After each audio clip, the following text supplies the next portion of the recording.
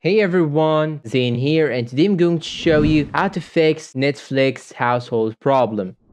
Now, sometimes when you open Netflix on your phone, you get a message saying your device is not part of Netflix household. So how we can actually fix this problem? In fact, it's very easy. First, you will have to open your mobile settings, then head to apps option right here. And after that, you will have to search for Netflix. After searching for Netflix, you should now choose it, click on it. Then it will show you this page. Now you have to scroll down till you find this option right here, storage. Tap on it, then it will show you this page. Now I have to click on the clear cache button on the bottom right corner. Just click on it. It will show you a message. If you force stop an app, it may cause errors. Just click on OK. And after that, you have to go to your Play Store and update Netflix application. Then once you finish updating it, you should now restart your phone.